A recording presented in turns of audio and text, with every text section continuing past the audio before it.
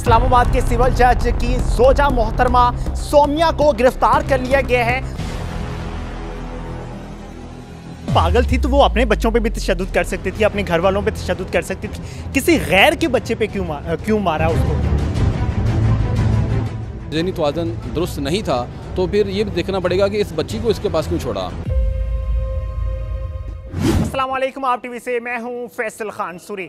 आज की सबसे बड़ी खबर ये है कि सिविल जज, इस्लामाबाद के सिविल जज की जोजा मोहतरमा सोमिया को गिरफ्तार कर लिया गया है और गिरफ्तारी के बाद अब क्या उसको सज़ा हो पाएगी, ये गिरफ्तारी किस बेस पे हुई, किस तरह से हुई और क्यों बेल खारिज बहुत आसानी के साथ हो गई, क्या दोबारा भी इसको ज़मानत मिल पाएगी या नहीं मिल पाएगी, ये सब कुछ जानने की कोशिश करेंगे। मेरे साथ सीनियर एडवोकेट, सीनियर कानूनदान अजीम बाजवा साहब मौजूद हैं, इनसे जानते हैं, इनसे इस सारे मामले के हवाले से डिस्कस करते हैं। सर बताइएगा कि आज सुबह की ये खबर है कि आज बेल खारिज कर दी गई है और मुलजिमा को गिरफ्तार कर लिया गया है, इस हवाले से क्या कहना चाहें?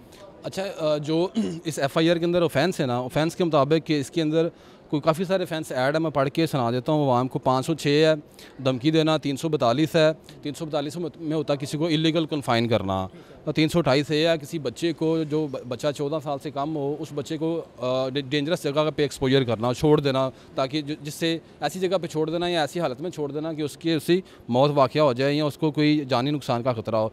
इसके अलावा बाकी इंजरीज़ हैं जिसमें F5 है, A3 है, A2 है और 337 L2 है, यानी कि उसकी जिस्म की कुछ हड्डियाँ वो टूटी हुई हैं जो कि नॉन बेलेबल ऑफेंसेस है। इसमें जो सबसे बड़ी जो दफ़ा है वो 324 है जो कि नॉन बेलेबल है, जिसे हम इक़दाम कत्ल के नाम से जानते हैं। अब जो प्री रेस्ट का क्राइटेरिया पाकिस्तान के अंदर कोर्ट ने वज़ा किया हुआ ना, प्री रेस्ट के अंदर सिर्फ टेंटेटिव असेसमेंट करनी होती है। सिर्फ कोर्ट ने ये देखना होता है कि आया कि जिसके ऊपर इल्ज़ाम है ये इसमें मुलव्वस है कि नहीं है। अगर कोर्ट को या प्रोसिक्यूशन वालों को, इन्वेस्टिगेशन ऑफिसर को थोड़ा सा भी शिबा हो, थोड़ा सा भी डाउट हो या ये बात कन्फर्म हो रही हो कि यही बंदा मुलव्वस है, तो उसकी पाकिस्तान की कानून के मुताबिक उसकी प्री रेस्ट नहीं लेते। वैसे कानून के अंदर प्री रेस्ट का, जिसे हम कहते हैं अबूरी ज़मानत या पंजाबी जी कहते हैं 12-12 वाली ज़मानत, उसके अंदर कोई पाकिस्तान के कानून में कोई कंसेप्ट नहीं है, या पाकिस्तान की अदलिया ने कंसेप्ट क्रिएट किया। तो उसमें देखते हैं कि अगर किसी मुल्ज़िम के ऊपर झूठा इल्ज़ाम है तो उसकी जो है ना वो दिलादारी या उसको फजूल में तकलीफ़ ना मिले। तो अगर ये इस्टेब्लिश हो जाए कि ये बंदा नॉमिनेटेड है, एक ही बंदा नॉमिनेटेड है और जो शवाहिद हैं वो इसी की तरफ इशारा कर रहे हैं और यही मुल्ज़म है, तो फिर उसकी प्री रेस्ट कन्फर्म नहीं होती। तो आई थिंक ये सेशन जज का बड़ा अच्छा फ़ैसला है। ये जो भी जितने भी मेरे दोस्त हैं जो कानून को जानते हैं, जो कानून को समझते हैं, उनको अंडरस्टूड सी बात है कि इसके अंदर पता सिंगल अक्यूज़ड है, वो भी नॉमिनेटेड है और बच्ची है जिसकी एज 13-14 साल है, उसकी इसके साथ कोई दुश्मनी वगैरह भी नहीं है, कोई मेला फाइडी भी नहीं है। सिर्फ मेला फाइडी का आंसर देखना होता, तो मेला फाइडी इसमें तो स्टैब्लिश नहीं हो पानी थी। इसने अल्टीमेटली खारिज होना था। ये सेशन कोर्ट से खारिज होगी तो बेहतर है, हाई कोर्ट में अगर ये मूव करते तो इसने हाई कोर्ट से भी खारिज ही होना था। सर इन्वेस्टिगेशन के दौरान एक वीडियो पैगाम रिकॉर्ड किया गया था बच्ची की जानिब से, जिसमें बच्ची ने बहुत वाज़िया बताया कि मुझ पे तशद्दुद किया गया और मुझे रोज़ मारा जाता था, मेरे ज़ख्मों पे कीड़े पड़ चुके थे, लेकिन फिर भी मुझे हॉस्पिटल नहीं ले जाया गया। तो इस हवाले से क्या कहना चाहेंगे कि अब कुछ रह गया बाकी बच्ची की जानिब से जानने के लिए? देखिए, जो कानून है ना, कानून ये कहता है कि जिसके ऊपर भी इल्ज़ाम है, वो चाहे कोई भी है, उसको भी अपनी सफाई का मौका दिया जाए। ये इस्लामी कानून भी है, ये पाकिस्तान का भी कानून है कि जिसके ऊपर इल्ज़ाम है उसको प्रॉपर सफाई का मौका दिया जाए कि उसका क्या मौक़िफ़ है। तो अब चीज़ें तो सारी सामने आ गई हैं। बच्ची का बयान है, वो इन्वेस्टिगेशन ऑफिसर चाहे यहाँ पे आके रिकॉर्ड कर लेता, लेकिन उसने वीडियो जो पैगाम है वो रिकॉर्ड करवा दिया, तो वो इसको वो मिसल का हिस्सा बन जाएगा। लेकिन इसमें जो मौक़िफ़ और टाइम दिया जाएगा जो जिसके ऊपर इल्ज़ाम है मुलज़मा को, कि वो उसका मौक़िफ़ क्या, वो अपने मौक़िफ़ की किस तरह से तायद करती हैं। अगर वो ये साबित कर दें कि इसके अंदर मैं मुलव्वस नहीं हूँ तो फिर कोर्ट उसको बरी कर देगी। सर सिविल जज आसिम साहब की जानिब से एक बयान आया था, उन्होंने कहा कि मेरी बेगम का ज़हनी तवाज़ुन ठीक नहीं है और थोड़ी सी सख्त मिजाज हैं, तो मेरी बेगम ने ऐसा कुछ नहीं किया। इस हवाले से क्या कहेंगे आप? देखें, हो सकता है कि ये बात उनके वकील साहब ने उनको बताई हो, क्योंकि जो मुल्ज़म है उसने कोई ना कोई डिफेंस को लेना होता। जिस तरह का ये केस है इसके अंदर डिफेंस सोच समझ के लेना चाहिए था। बहरहाल ये उनका एक स्टेटमेंट है, इसको देखा जाएगा कोर्ट के अंदर मेडिकल बोर्ड बनेगा कोर्ट के ऑर्डर से। वो मेडिकल बोर्ड ये बात साबित, अगर वहाँ पर साबित होती है कि इनका ज़हनी तवाज़ुन दुरुस्त नहीं है तो फिर तो ठीक है, फिर जो भी कानून होगा उसके मुताबिक पाकिस्तान के कानून के अंदर जो एक पागल है उसको सज़ा नहीं होती। लेकिन ये देखना पड़ेगा कि इसका ज़हनी तवाज़ुन कब दुरुस्त होता है और कब दुरुस्त नहीं होता। पागल थी तो वो अपने बच्चों पे भी तशद्दुद कर सकती थी, अपने घर वालों पे तशद्दुद कर सकती थी, किसी गैर के बच्चे पे क्यों मारा उसको? हाँ, ये चीज़ें देखनी पड़ेगी। इसका देखना पड़ेगा कि इसने आया किसी और बच्चे के ऊपर भी तशद्दुद किया, वो उसके अपने बच्चे हैं, हमसाए के बच्चे हैं, वो हमसाए वाले भी जो इन्वेस्टिगेशन ऑफिसर है वो वहाँ से शवाहिद इकट्ठे कर सकता है। इसने कोई गाड़ी तोड़ी है, इसका कोई बिहेवियर था शादी के ऊपर या किसी फंक्शन के ऊपर या किसी पब्लिक मकाम के ऊपर, ये खाना खाने जाते हैं। और दूसरी बात ये है कि अगर इसका कोई ये ज़हनी तवाज़ुन दुरुस्त नहीं था तो फिर ये भी देखना पड़ेगा कि इस बच्ची को इसके पास क्यों छोड़ा। आपको पता है कि मेरी बीवी का ज़हनी तवाज़ुन दुरुस्त नहीं है, तो फिर आप एक बच्ची को उस ऐसे शख्स के पास छोड़ रहे हैं, पता है कि वो उसका ज़हनी तवाज़ुन दुरुस्त नहीं है, वो उससे जान को ख़तरा हो सकता, तो ये भी तो एक इट्सेल्फ एक ऑफेंस होगा। अगर जज साहब को इस बात का पता है तो मेरे ख्याल में जज साहब भी इस बात के ऊपर प्रोसिक्यूट हो सकते हैं कि आपको पता था कि आपकी बेगम का ज़हनी तवाज़ुन दुरुस्त नहीं है, तो फिर आपने उस बच्ची को अकेला उसके पास क्यों छोड़ा। बिल्कुल ठीक है। तो सर आज बेल खारिज हुई है, इसके बाद क्या प्रोसीजर होगा, किस तरह से सज़ा हो पाएगी?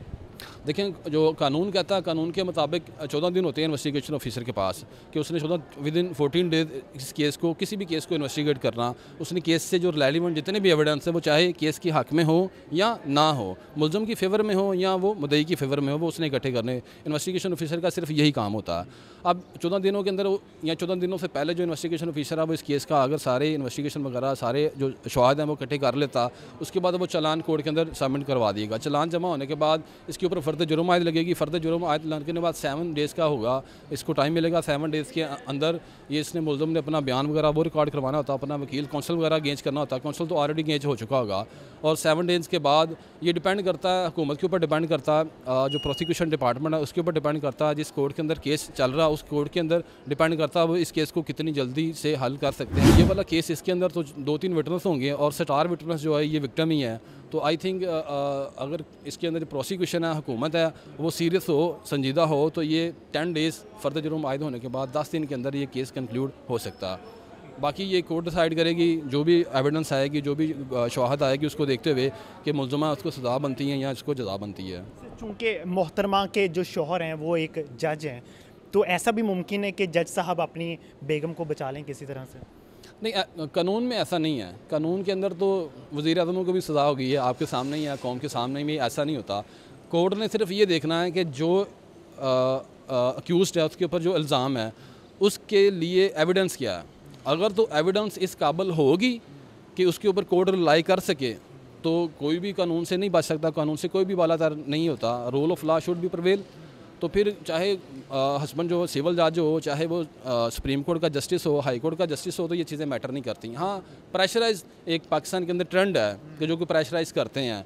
अगर ये जो ख़ानदान ये प्रेशर आता है, इसके ऊपर इतना प्रेशर आता है कि ये उसको माफ़ कर दें प्रेशर की वजह से, वैसे अल्लाह ताला की वजह से माफ़ कर दें, खुदा खौफी की वजह से माफ़ कर दें, सुलह कर लें, तो वो उसकी भी कानून के अंदर भी इजाज़त है, इस्लाम के अंदर भी इजाज़त है। सर, जज साहब की जानिब से एक बयान दिया जाता है मीडिया को कि मीडिया ट्रायल करने की बजाय आप हमें ज़िबा ही कर दें, इस बारे में क्या कहेंगे? देखिए, वो उसकी बेगम इन्वॉल्व है, उसकी फैमिली वहाँ पे इन्वॉल्व है, तो इमोशनली तौर पे उन्होंने बयान दे दिया होगा। बहरहाल पाकिस्तान का एक ट्रेंड है, पाकिस्तान के अंदर चीज़ें आप भी जानते हैं, मैं भी जानता हूँ, मैं भी फील्ड में रहता हूँ, पाकिस्तान की सारी आवाम जानती है कि जो गरीब बंदा है ना पाकिस्तान के अंदर, अगर उसको थोड़ा बहुत इंसाफ मिलता है या उसके लिए थोड़ी बहुत ही मशीनरी हरकत में आती है तो वो ये कैमरा है, जिसके ऊपर कैमरा फिट हो जाता है, जो केस हाईलाइट हो जाता है। कसूर वाला केस देख लें, जैनब वाला, जो मोटरवे वाला केस है वो देख लें, ये सियालकोट वाला केस देख लें, ये चंद एक एग्जाम्पल हैं जिस केस के ऊपर मीडिया फिट होता है, मीडिया उसको हाईलाइट करता है, उसके ऊपर हुकूमती मशीनरी हरकत में आती है और उसके लिए कानून थोड़ा सा आसानी हो जाती है। अगर ये मीडिया ट्रायल ना हो, अगर ये मीडिया वाले इतने एक्टिव ना हो, तो आई थिंक इसके हमारे रूटीन में हमने देखते हैं कि इस ऐसे हज़ारों केसेस हैं, कोई पाकिस्तान में कोई उसको पूछने वाला नहीं होता, प्रेशराइज आता। आई थिंक मैंने ये भी देखा था कि मरीम नवाज़ साहबा ने भी विज़िट किया था, तो ये मीडिया की वजह से ही है। अगर ये मीडिया ये ऐसा ना करेगा जो थोड़ा बहुत पाकिस्तान के अंदर, पाकिस्तान की अदलिया सिस्टम के अंदर जो एक मशीनरी हरकत में आती है, जो इंसाफ मिल रहा, तो इसकी वजह से मिल रहा। आई थिंक मेरे ख्याल में हर केस का मीडिया ट्रायल होना चाहिए और हर केस इतना ही अहम होना चाहिए जितने बाकी केस हैं वो भी सारे इतने अहम होने चाहिए। बहुत शुक्रिया सर आपका।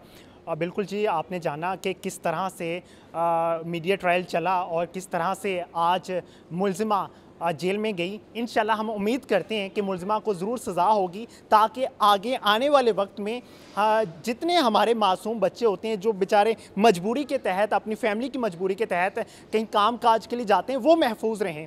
बल्कि सिस्टम बनना चाहिए एक ऐसा कि आप किसी को गालम गलोच भी ना कर सकें। किसी बच्चे पर तशद्दुद तो दूर की बात, किसी को गाली निकालते हुए 200 बार सोचें कि क्या मैं इसको गाली निकाल सकता हूँ या सकती हूँ।